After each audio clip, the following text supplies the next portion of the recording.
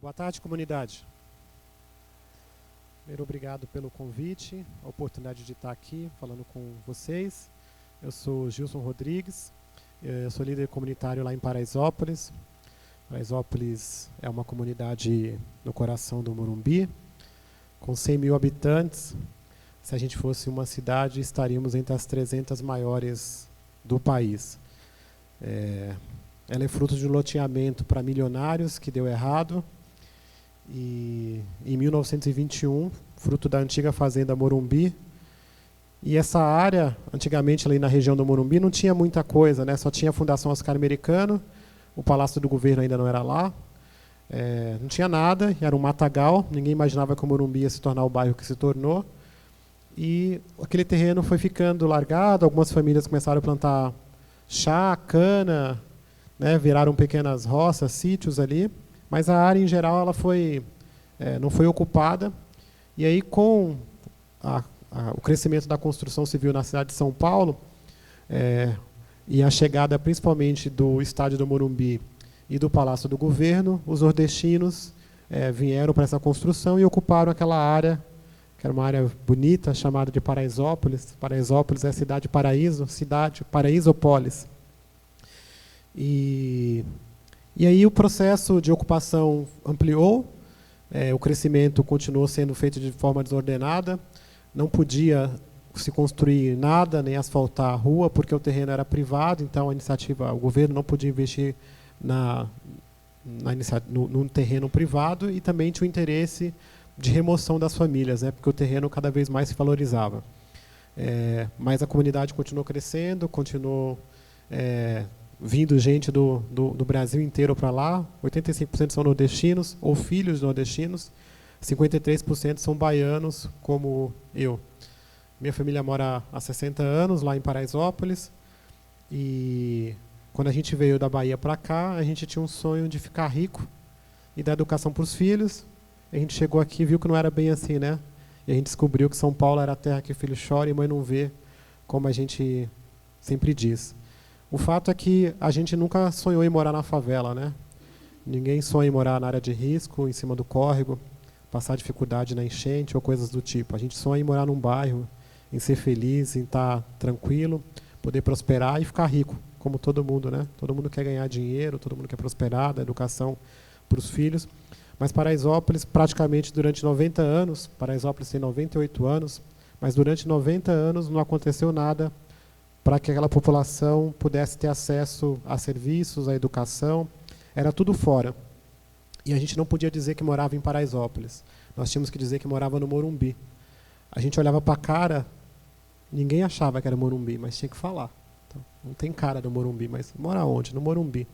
Então a gente não tinha nenhum direito a isso, não tinha direito a endereço, não tinha direito a prosperar. E toda vez que alguém me via na rua, ou eu falava que era de Paraisópolis, como eu estou aqui, as pessoas falavam: ih, é lá que morreram todo dia. É lá que mataram 9, né? Que é o que nós estamos vendo hoje. Então, a comunidade, apesar da ausência desses anos todos, ela cresceu. Assim como o baile, né? O baile segue, o baile continua apesar de tudo. E o que pode ser feito para poder mudar essa realidade é a gente poder ser a nova Paraisópolis, que é a favela que se transforma num bairro. Então, eu presido a associação já há 3 mandatos. A associação tem 35 anos e ela foi a organização representativa do bairro nesse processo de resistência para que as pessoas pudessem ficar em Paraisópolis e tal. Ganhamos muitas lutas, sofremos muitos processos de remoção das famílias, mas apenas em 2005, efetivamente, a gente conseguiu realizar alguma obra em Paraisópolis, num programa que a gente unificou todas as lideranças, organizações e moradores do Morumbi, entendendo que não existia uma Paraisópolis bom, com Paraisópolis não existe um Morumbi bom, com Paraisópolis ruim, que é o entendimento. Não interessa a ninguém, nem a Paraisópolis, nem o Morumbi, e nem a cidade, que Paraisópolis seja um lugar ruim, né? Então, a gente foi nessa linha, e desse processo a gente construiu o maior programa de urbanização do mundo. E nesses últimos 10 anos, antes da paralisação das obras, a gente construiu 15 escolas, regularizou água e luz, canalizou um córrego, construiu uma escola técnica, 4.000 moradias, o céu de Paraisópolis, enfim, chegou. E aí houve um grande processo de transformação e houve um fenômeno novo no Brasil, que foi quando eles descobriram que na favela tinha dinheiro, que deram o nome de nova classe média. Aí a gente ficou rico, né? Realizou o sonho, nova classe média e tal. E aí descobriram que na favela tinha dinheiro e a gente falou, bom, temos que aproximar empresas, gerar emprego, proporcionar empreendedorismo, que nesse caminho a gente vai. E aí, Casas Bahia se instalou lá, é uma das lojas que mais vende no país, é Casas Bahia, veio o Bradesco, o Caixa, Banco do Brasil, Santander. O pessoal que tinha casa de madeira começou a construir as casas de alvenaria, porque viu que não ia sair mesmo. E o comércio melhorou, hoje somos 12.000 pontos comerciais, que emprega 21% da população que trabalha. E a gente percebeu que esse era um caminho importante para seguir. Esse ano vocês devem ter visto que é a história do G10, né, que saiu o PIB das favelas, né? Então, o G10 ele mostrou de que é possível empreender, de que é possível ganhar dinheiro na favela, né, e mostrou que esse ano 10 favelas consumiram 7 bilhões de reais, 2 delas estão em São Paulo, Paraisópolis e Heliópolis. Por coincidência, é Paraisópolis e Heliópolis as que mais têm sofrendo nessa situação de violência, mas as que mais estão prosperando sem apoio, sem parceria. O projeto de urbanização foi paralisado. Então, existiam ali um conjunto de iniciativas que eram voltadas para jovens e que elas deixaram de acontecer. E assim a gente não entende ainda por quê. A justificativa é sempre a crise. Paraisópolis não viveu a crise, a gente não participou da crise, a gente queria crescer, prosperar, né? Nosso PIB lá de 708 milhões de reais por ano, então tem gente ali querendo consumir, querendo gastar, querendo se desenvolver, mas não tinha dinheiro para a gente. Então o Parque Paraisópolis está fechado há 11 anos, na verdade nunca foi aberto. A escola de música, que abriga o projeto, que abrigaria a Orquestra de Paraisópolis, o Balé de Paraisópolis, também começou a obra e parou. O córrego, acho que quando o pessoal vê quando choveu lá na região, é quando alaga o estádio do Morumbi. Vocês já viram, né? Aquele córrego vem de Paraisópolis. Então, ali no Morumbi aparece que alagou lá. No Paraisópolis não aparece. E é bem parecido a situação. Então, a gente percebeu que voltou à situação de abandono, porque a gente estava num processo de crescimento grande, né? Paraisópolis está crescendo, a nova Paraisópolis, virar um bairro e tal. E no meio do caminho dessa história de virar o bairro, a gente percebeu que, apesar de a gente estar prosperando e da gente estar melhorando, as pessoas olhavam para a gente na Giovanni Gronchi e olhavam o quê? Só a favela. E as pessoas continuavam tendo que dizer que moravam no Morumbi. Então foi daí que esse grupo de jovens, a gente era de grêmio estudantil desde moleque, com 15, 16 anos a gente foi parar na associação, e a gente tinha muitos sonhos que nós gostaríamos de ter realizado e não realizamos, e aí nós fomos atrás desses sonhos. Falou, bom, aqui na associação agora a gente pode realizar esses sonhos. Então a Juliana, que é a mãe dos meus filhos, ela sonhava em ser bailarina. E eu falei, vamos montar o Balé de Paraisópolis, né? Aí nós montamos o Balé de Paraisópolis. Hoje o balé tem 200 crianças e jovens estudando. Acabamos de voltar de Nova York. Acabamos de mandar 2 meninas para o Royalties Balé. E tem 2.000 pessoas na fila de espera e estão pagando aluguel. O Mota sonhava em tocar violino. Aí nós montamos a Orquestra de Paraisópolis. Eu sonhava em ser mosqueteiro. Sabe Lagoa Azul e Rei Arthur, na Globo? 5 vezes por ano, ninguém aguenta, né? Quem não viu Lagoa Azul 5 vezes por ano na Globo, e Rei D'Artagnan, Rei Arthur, então eu queria ser mosqueteiro, lutar, esgrima, montamos os mosqueteiros de Paraisópolis. Aí nasceu um time de rugby, que é hoje a maior celeira de formação de rugby do país, a melhor jogador de rugby do Brasil está em Paraisópolis, é de Paraisópolis. E aí foram nascendo um conjunto de projetos e iniciativas, para que quando as pessoas se lembrassem de Paraisópolis, ao invés de ela pensar numa coisa ruim, ela fala, é lá que tem o balé. É lá que tem aquela feijoada na laje com samba, que é espetacular. É lá que tem uma orquestra que está viajando o mundo e que pensasse na gente como coisas boas, porque a forma como vocês estão me vendo vai me ajudar ou vai me atrapalhar. E aí a gente está vivendo esse momento, divulgou-se o PIB das favelas, e aí nós falamos, caramba, nós não estamos sozinhos aqui. Tem outras favelas prosperando tanto quanto Paraisópolis. Porque Paraisópolis, a gente fez 3 fases. A primeira, todos unidos para uma nova Paraisópolis, ou seja, trazer investimentos para transformar Paraisópolis num bairro.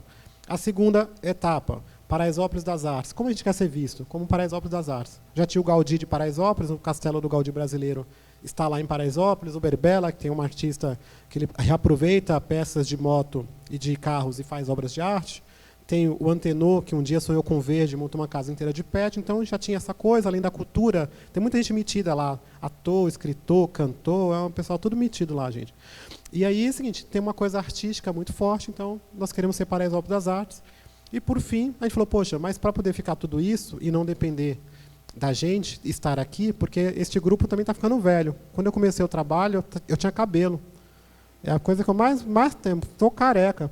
Entendeu? Mas a gente tinha cabelo, aquela coisa assim. Tinha os meninos até cabeludos assim, do nosso grupo do Grêmio, né? E aí a gente falou, putz, estamos careca e tal, e a gente tem que tocar a vida e passar o bastão.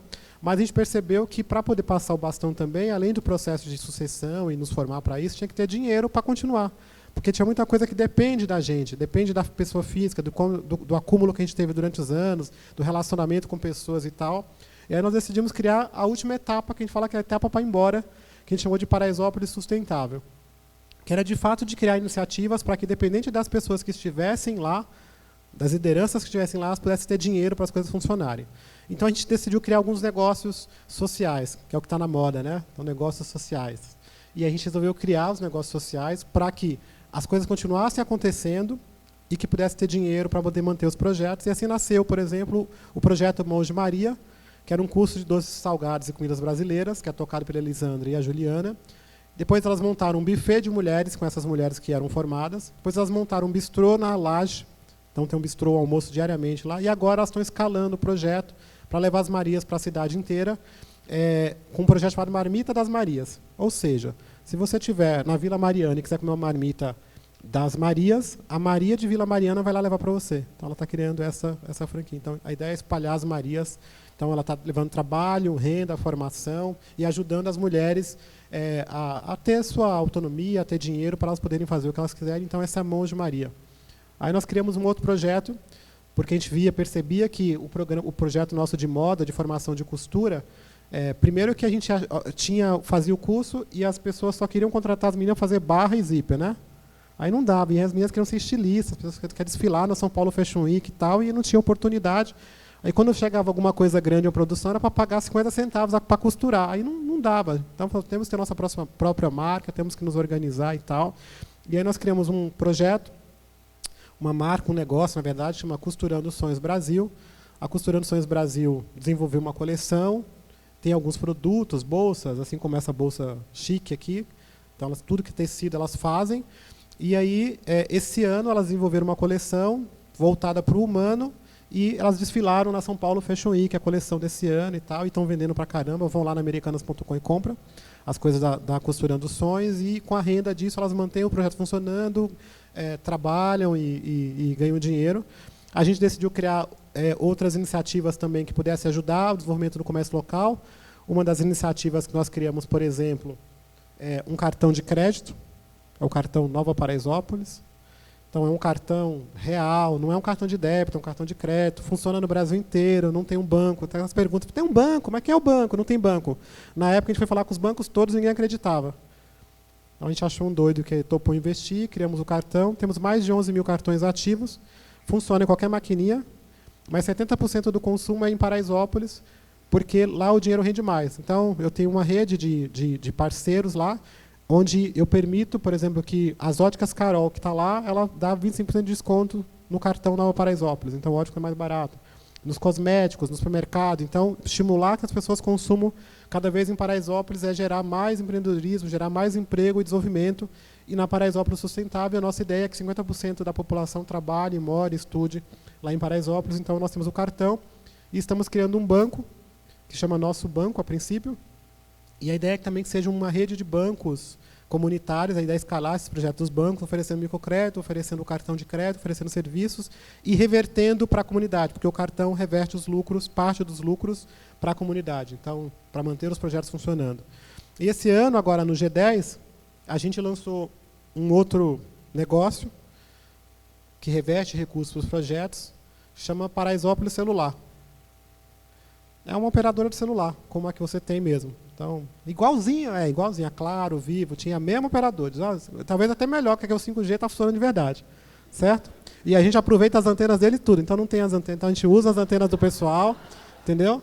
E aí a gente conseguiu, a primeira comunidade conseguiu uma autorização MVNO da Anatel, e a gente quer escalar isso aqui. Então a gente quer, para o G10, Heliópolis, vamos fazer Heliópolis celular, vamos fazer a Rocinha celular e tal, e com a renda disso, ainda mantém projetos sociais. Então a gente está acreditando muito nessa coisa de pegar o potencial de desenvolvimento do empreendedor da comunidade. 40% das pessoas de favela têm vontade de empreender, mas a gente está pegando cases, oportunidades que já existem em Paraisópolis, ou em Heliópolis, ou na Rocinha, ou Rio das Pedras, ou Coroadinho, principalmente as favelas que estão no núcleo do G10, elas já estão lá, elas já estão fazendo coisas boas, elas já estão ganhando dinheiro, então a gente pode trocar experiência a partir dessas iniciativas e fazer com que os projetos possam funcionar, os projetos de desenvolvimento locais. A gente não quer ficar numa situação de pedinte, a gente não pede, não é doação, nós estamos buscando investimentos para que essas comunidades possam se desenvolver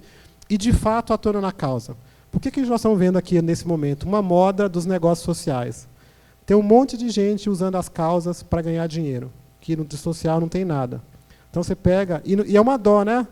Então a mulher que é agredida pelo marido, aí se cria um projeto para a mulher agredida pelo marido, um negócio social. Onde você vai ver, não tem negócio social nenhum, a pessoa só está ganhando. Né? A comunidade, vamos pegar um negócio social para a comunidade. Quando você vai olhar, não tem comunidade nenhuma sendo ajudada ali. O negro, não tem um monte de coisa assim? Então, a gente tem que tomar muito cuidado com essa coisa do projeto do negócio social. Então você tem que olhar esse negócio social de dentro para fora. Se não tem comunidade, você só olha. Se não tem comunidade, se não tem a pessoa, né, as pessoas que estão sendo atingidas, as pessoas realmente envolvidas do movimento, é possível que nem sempre essa coisa tenha sido uma coisa séria ou pensada em conjunto. Eu digo isso porque a gente vive isso em Paraisópolis. Tem muita gente que às vezes quer fazer um projeto lá, que a gente gasta 100 mil no coquetel e 10 mil na atividade. Não é estranho? Então a foto é mais legal do que a ação. Então a gente toma muito cuidado e a gente não aceita mais esse tipo de situação, e eu acho que é essa postura que todo mundo tem que ter de fazer um trabalho sério e honesto, mas que tem muito potencial. Eu estou nessa vida, e a gente estava vivendo assim, um momento super uau, de G10, a gente saiu um monte no Brasil inteiro. Há uma semana atrás, a gente estava nas páginas dos jornais todos contando uma coisa boa, de que as favelas tinham se unido, que o G10 era as 10 favelas mais ricas do país, assim como os países ricos tinham se unido para pensar em investimento, atrair fundos, quer dizer, 7 bilhões de reais, ou seja, então, é uma potência. Então, se a gente falar junto, se a gente se unir, a gente tem muito mais força para trazer investimentos. Né? Então, eu estava nessa coisa, um monte de fundo nos procurando, um monte de gente falando, quero montar loja, quero isso, quero aquilo e tal. De repente, a cidade que sediou o G10, as duas favelas, né, que são sofrem uma agressão como a que vocês estão vendo lá.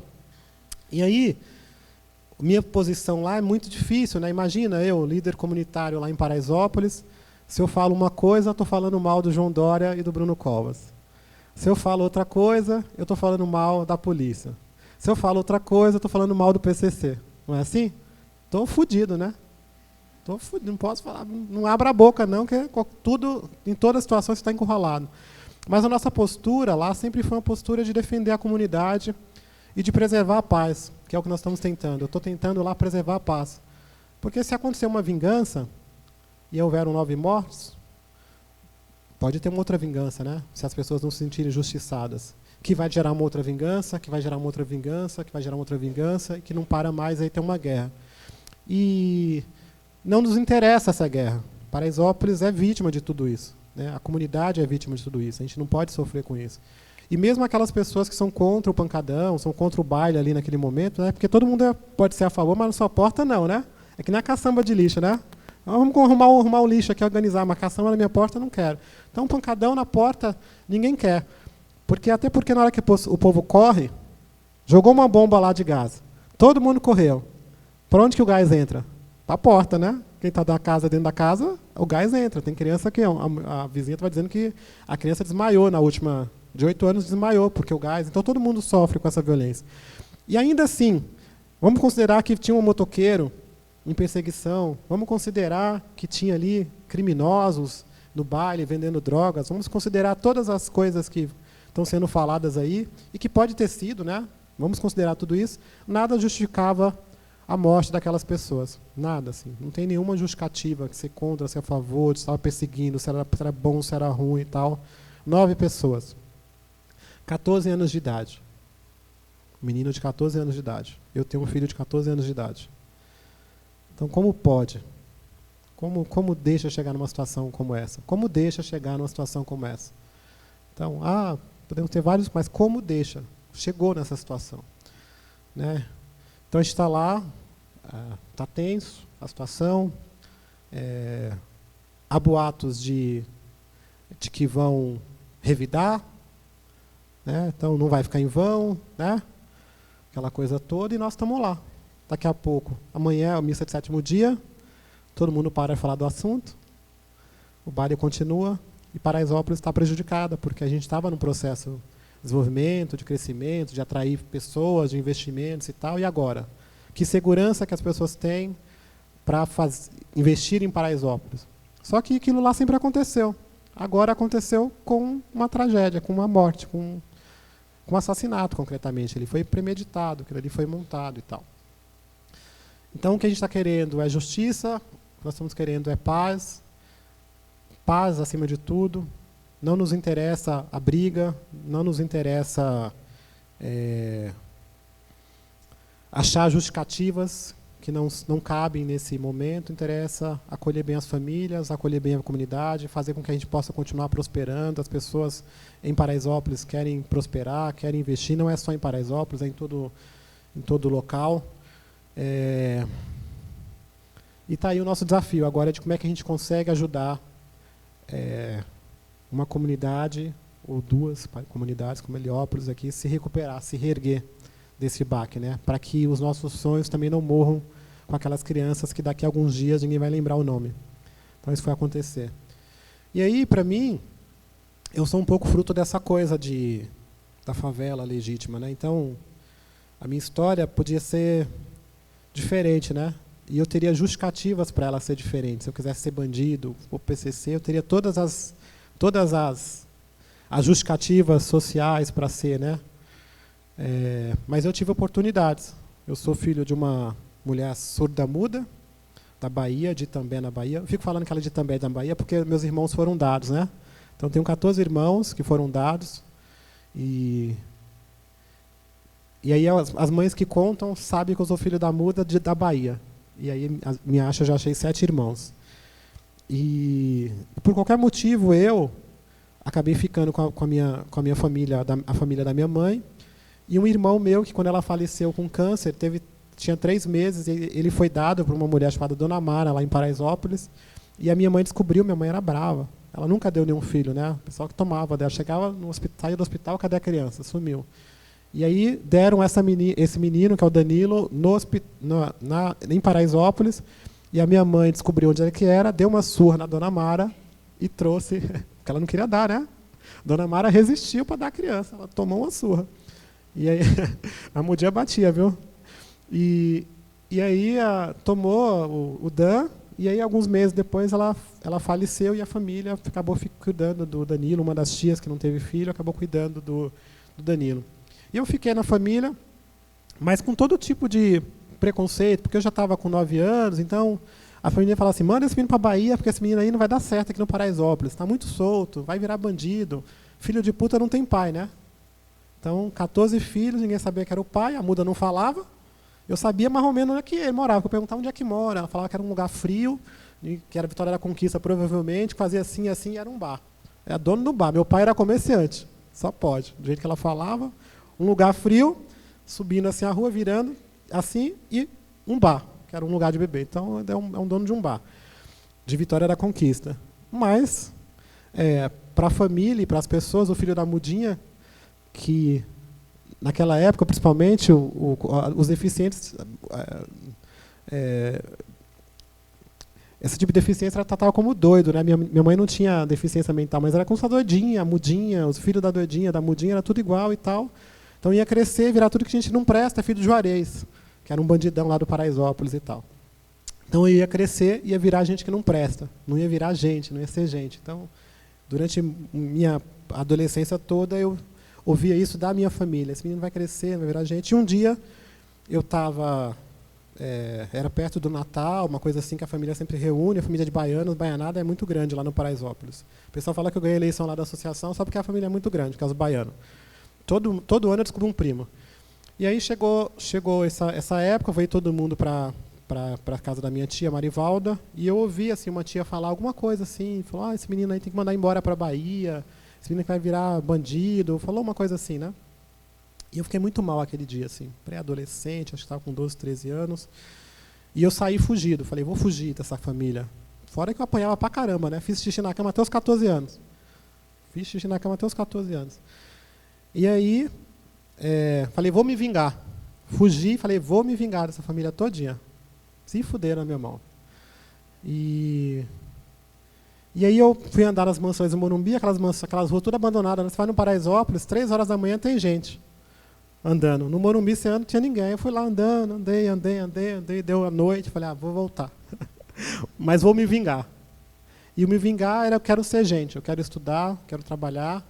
Porque se a minha mãe estivesse aqui, ela não queria que eu fosse uma pessoa ruim. E nem queria que nenhum dos filhos virasse uma pessoa ruim. Então eu fui para a minha escola, nesse foco, comecei a me envolver com um trabalho, que era um projeto na época mantido pela Porto Seguro Seguros, pelo Dr. Jaime Garfinkel. E lá na escola, eu virei aluno monitor, a gente ajudou a montar a rádio da escola, montamos a biblioteca da escola, montamos a rádio da escola, montamos o jornal. O jornal virou o Jornal de Paraisópolis, a rádio virou a Rádio de Paraisópolis. E aí, a partir de lá, a gente começou a se envolver e começou a perceber que existiam outros filhos da muda que precisavam de uma oportunidade, né? Então, quando eu comecei lá, eu queria me salvar. Eu queria ser gente, eu queria poder fazer alguma coisa por mim mesmo. Mas depois eu descobri que era possível ajudar outras pessoas, que era possível ser ponte. É o que nós estamos buscando, ser ponte e ser exemplo para que a gente possa mostrar de que é possível, mas que precisa de oportunidade, que não adianta criar um monte de curso de empreendedorismo disso, daquilo, e que a pessoa se forma, depois não tem dinheiro para empreender, então tem que ajudar o dinheiro também. Então, assim, de como é que a gente aproveita essa experiência, que é uma experiência de sucesso. Paraisópolis está dando certo. E Paraisópolis está dando certo. Paraisópolis está sendo transformada, né? E está sendo transformado pelos moradores. Então, as grandes transformações do bairro vai acontecer pelas mãos dos moradores, seja ele do rico ou do pobre. Então, se você mora em Heliópolis, é você que tem que ser o protagonista da ação. Se você mora no Morumbi, é a mesma coisa. Então, é isso que nós temos pregado, é isso que nós temos mostrado, temos viajado, a gente já viajou mais de 14 países contando essa história, dizendo como é que a gente mobilizou mais de R$1 bilhão nos últimos 10 anos para transformar Paraisópolis e para que ela possa ser essa potência que ela é hoje. Mas a gente está num momento de crise, está num momento mais difícil, então eu queria pedir o apoio de vocês aqui. E essa semana, imagina que todo mundo me ligou, né? Então, estou lá, principal, acabei de sair 2 meses na capa de uma revista, aquela coisa maravilhosa, tal, ostentação, né? Chique. Tô rico, né? Tá rico, mandei para Bahia um monte de fotos assim, na revista. Olha, gente, tô rico, tal. Então, naquela fase boa, então todo mundo ligou, do mais pobre ao mais rico, do mais importante ao, né? Está, aquela coisa, todo mundo ligou. E as pessoas perguntavam, como é que a gente apoia?